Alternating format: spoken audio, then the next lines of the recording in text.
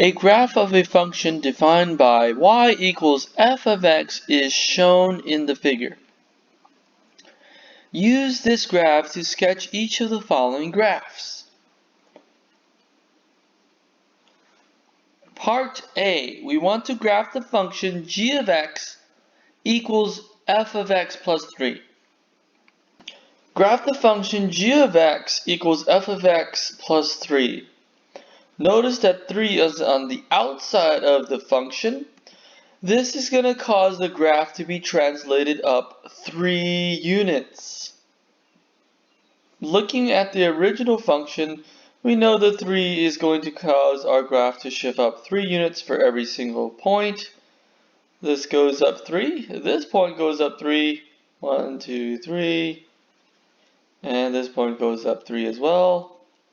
Every single point gets shifted up 3 units. And if we were to sketch our curve,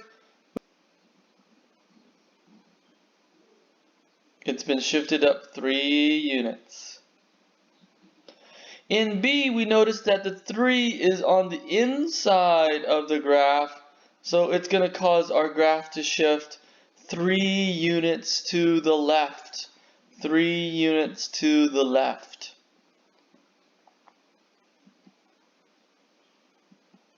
I'll start with the original function f of x, and every single point on the graph will be shifted 3 units to the left. This would be shifted 1, 2, 3 to the left. This would be shifted 3 units to the left. And this point will be shifted 3 units to the left.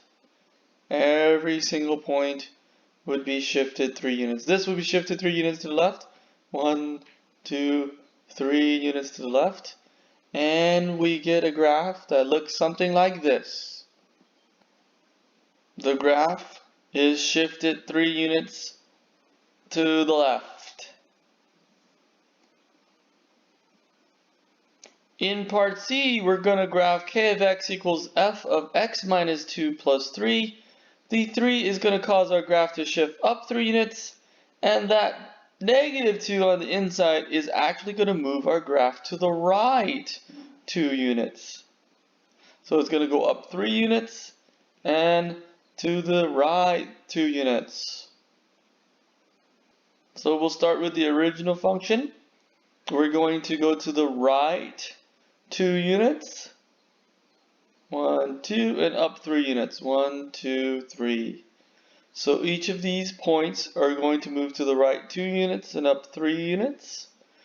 Same thing with this point, to the right 2 units and up 3 units. This point will go to the right 2 units and up 3 units. And if we sketch the graph, we get something that looks like this.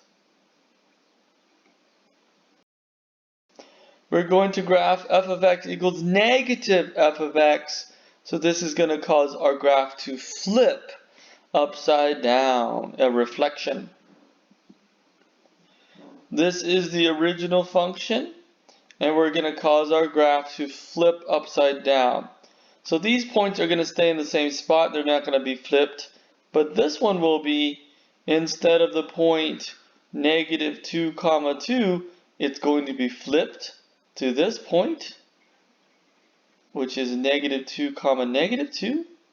This point is going to be flipped.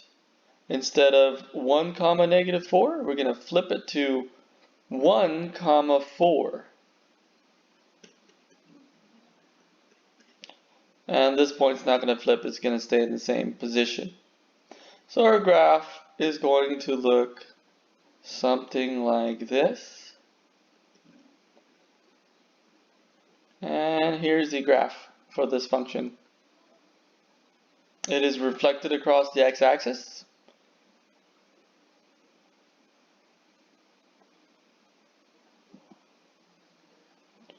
Summary of graphing techniques. In the description that follows, assume that a is greater than 0, h is greater than 0, and k is greater than 0. In comparison with the graph of y equals f of x, the graph of y equals f of x plus k is translated k units up, the graph of y equals f of x minus k is translated k units down. The graph of f of x plus h is translated h units left. The graph of y equals f of x minus h is translated h units to the right.